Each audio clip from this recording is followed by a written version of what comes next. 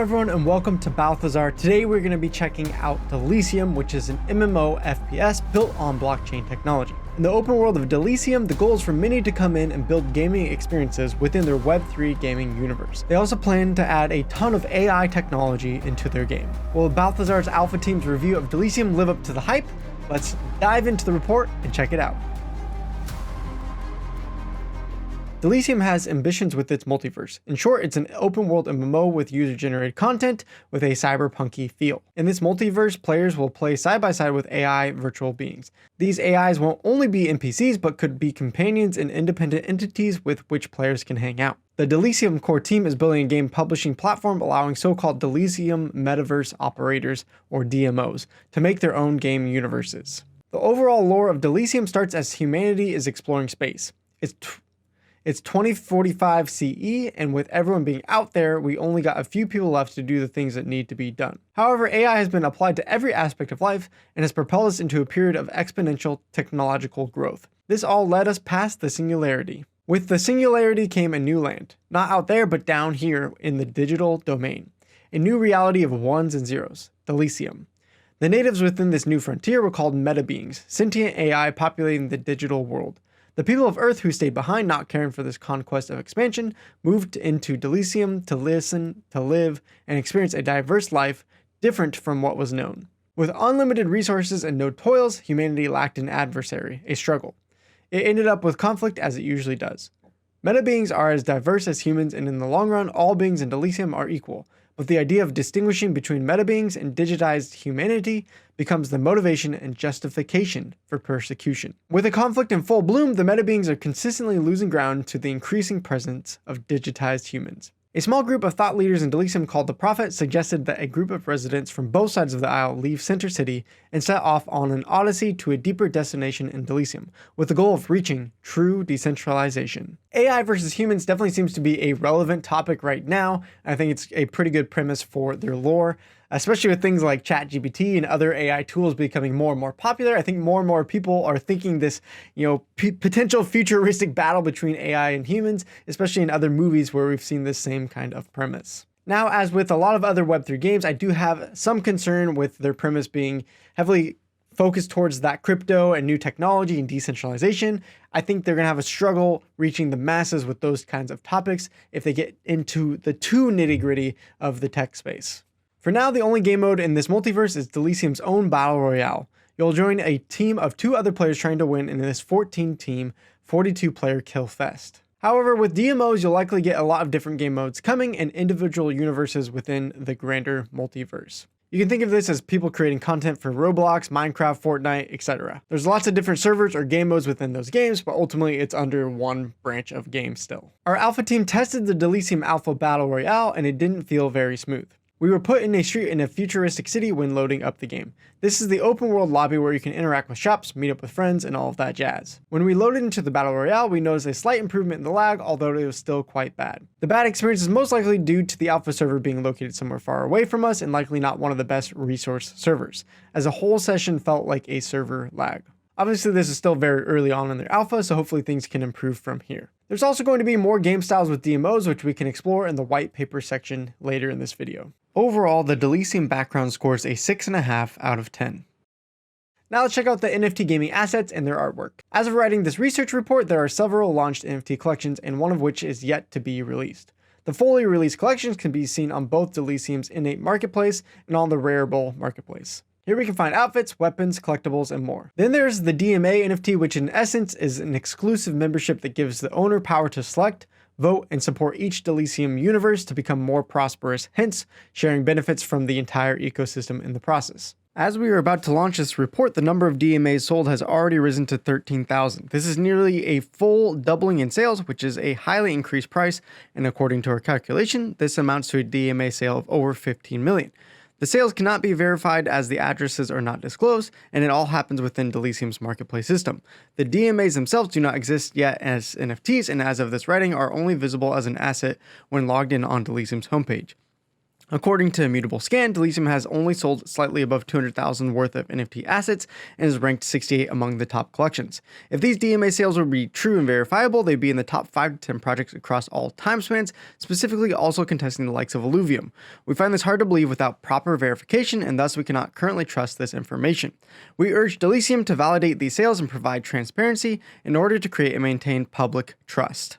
On the unreleased side, we have the Delysium Multiverse License NFT, or referred to as the DML, which will be launched eventually on the Immutable X blockchain through a free mint with an initial quantity of just 100. Once owning a DML, you can lock it together with a portion of AGI token in order to gain a validity period so that you can operate games.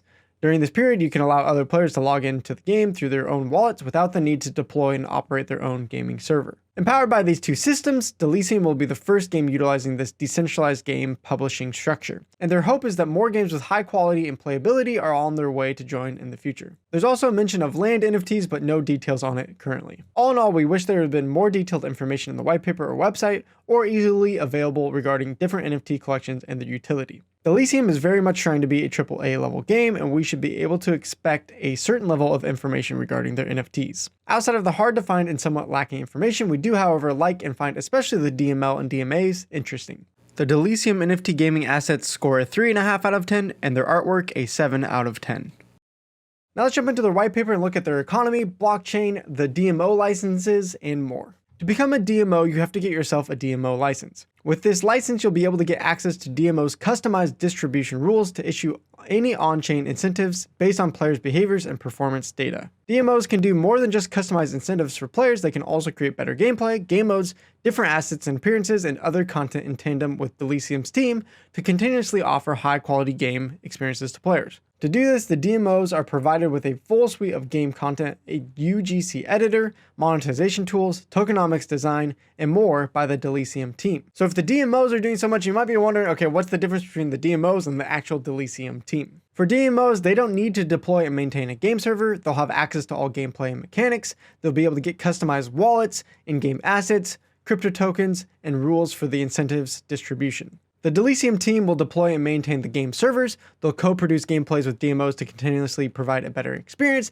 and they'll provide different assets and APIs for the DMOs to use. If you want to be a DMO and get your hands on a DMO license, you need to lock your license and a certain amount of AGI tokens to get a validity period for operation. The requirements for various operation lengths can be seen below, starting with 100,000 USDC worth of AGI tokens for 6 months of time. So with those rates of locking up those tokens, it definitely doesn't seem like an indie game developer is going to come in and do something by themselves, but maybe they're teaming up with a whale friend or someone in the community, or even with a clan or guild, and they can contribute to that specific group of people into that gaming experience with someone providing enough tokens to lock up. Now, what's really interesting is all of the AI technology that Delysium is building out, so let's take a look at that. The AI or meta beings, according to the lore, are granted private property rights in Delysium. Each AI virtual being can hold its own assets, automatically participate in various game modes, earn income as human players do, and participate in consumption and investment within the ecosystem to promote ecosystem prosperity. Each AI has its own individual neural systems driving its life into the virtual world. The neural system comprises different neural network modules like conversation, behavior, voice, and text-to-speech. The AI will then be motivated to contribute and participate in the game to improve its standing and wealth, thereby giving other players a better gaming experience. Now, if you're thinking like me, this seems like a crazy concept. It seems cool, but also a little bit creepy, as I said earlier with the lore section. It's like, whoa, it does really seem like if this is possible, AI and the blend between AI and humans and players is going to get really blurry. It's going to be quite an interesting thing to see if it really actually helps and boosts the player's experience. I don't know. I think the AI is going to have to get much further in technology to really feel like we're interacting with other players and not just some robot that's been scripted. So I don't know. It seems cool. I'm excited for this, but it definitely seems like a technology that's going to take years and years to develop before it's really bringing a great experience to Delysium. They do, however, already have a text-based version of AI called Lucy. If you're familiar with things like ChatGPT, you'll probably be pretty familiar with Lucy, but this has extra crypto features involved as well. Lucy has more features than just answering questions. She can take commands like transfer 1 USDT to Vitalik.eth and execute them. Delysium is forward-leaning when it comes to implementing an AI like Lucy into not just the game, but the wallet functionality and economy surrounding the multiverse. Following the hype of ChatGPT, this is not mind-boggling, but it's still impressive, and there's a real use case for it. Delysium's tokenomics are based on the AGI token, a token capped to 3 billion tokens and built on Ethereum. The token will be used to align governors, players, investors, and content creators, providing as much platform value and utility to the token as possible. While Delysium's token is built on Ethereum, they also will have the layer 2 immutable X for NFTs. Delysium also has the world's first playable whitepaper, where the whitepaper is ingrained into a playable minigame. Regarding the content of the whitepaper, it provides a comprehensive overview of their vision for a decentralized gaming ecosystem. It outlines challenges in traditional game development and how their decentralized approach can solve these issues. We do wish, though, that the whitepaper would go more into detail on the Battle Royale game they have built specifically and elaborate more on the team as well. For all these reasons and more, the Delysium whitepaper scores a 5.5 out of 10. Now let's take a look at the team working on Delysium. We have to start by prefacing this part with the fact that finding information on the members working on Delysium was hard. Their website doesn't list any team members or any information about the team in general. On Delysium's LinkedIn page, they show 12 employees. Of these, a few are investors and not actual team members working on the project. In a Medium article, they state that Delysium is led by RCT AI, which makes us believe that RCT AI is Delysium's in-house development team. On their LinkedIn page, it shows 63 employees. Given how little information there was for us to find about the team working on Delysium, we cannot go into further detail on their team and do a proper assessment. However, we can say that from what they've shown so far, we do have somewhat faith in the project from a team perspective, although unfortunate they don't want to be more open about their team. The roadmap for Delysium's team is divided into 1 to 2 month goals and assigned milestones. In 2022, they aim to create the first playable whitepaper launch the marketplace, and start the pre-alpha test. In 2023, we can expect to see their AI virtual being launched and the continued building of their decentralized game publishing structure. Anything past mid-2023 is still unknown. Although there isn't much to comment on regarding the future, we can see that the team has completed their assigned tasks so far, such as the playable whitepaper and virtual being popping up in Discord. Since there isn't much information about quarter 3 or 4 of this year, it is difficult to judge whether we believe they will manage it or not. Due to the lack of information, the Delysium team scores a 2.5 out of 10. Before we jump into the final score for Delysium, I do want to invite you, whether you're an investor, a gamer, or someone that is developing a Web3 game, jump into our Discord, come hang out. You'll find lots of resources there, being able to interact with the team. It is currently still private, but if you want to get an invite code, drop a comment below and we'll let you know how to get into that Discord, with lots of also whitelists and giveaway spots there that we are connecting with games to do as well. So jump in there and we'll see you there. Now for our final conclusion and score on Delysium. We don't have time to go over in this video, but if you want to check out the full report, you'll see that the website scores a 7 out of 10 and their socialnomics a 6. The most standout parts of Delysium so far are definitely their AI technology and their goal to become a multiverse with decentralized game publishing. With their AI Lucy, the Delysium team wants to integrate this digital assistant to do menial tasks on the blockchain for you. It's for now the first iteration, and it will definitely be expanded in scope and functionality. What we're curious about is if AI will not only be your personal assistant for blockchain stuff, but when populating game, will it improve the gamer's experience? To do so, we assume that the AI has to become good enough not to be recognized as AI. Also, how long till we meet the next generation of AIs like Lucy in the actual game? For Delysium to succeed, it is detrimental that they can onboard high-quality DMOs in order to populate the multiverse with communities and content. In the future, we can expect more game modes that are more influenced by the users themselves. Overall, we don't currently have high convictions regarding the project of Delysium. We hope to see better and more communication from the Delysium team, a docs team, and more info on the relationship with the game's development studio. More openness and better information as to what the game itself wants to be and what to expect from it. Getting the game stable and playable would be a huge step in the right direction as well. Averaging out the 7 different categories scored for Delysium, their pre-release report receives a 5.5 out of 10. One last disclaimer is that there are several parts of Delysium that have not been able to be verified by us and hence can't vouch for the legitimacy of. This is primarily in terms of the ongoing DMA sale and the social following metric exploding overnight. We consider these things red flags and we adhere to the saying, don't trust, verify.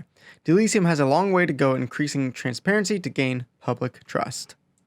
Let us know what you think about Delysium in the comments below and subscribe to Balthazar for more updates on Delysium in the future. Thank you, gracias, salamat, everyone, for tuning in. If you haven't seen our Babylon SDK demo yet, you need to check out how this is making it super easy for gamers to get into your Web3 game. Registering for your game also creates a non-custodial wallet. Picking up in-game gold goes into our wallet. In-game NFT marketplace is also a blockchain transaction. Contact us to get registered for a Babylon SDK beta. Thanks everyone for watching.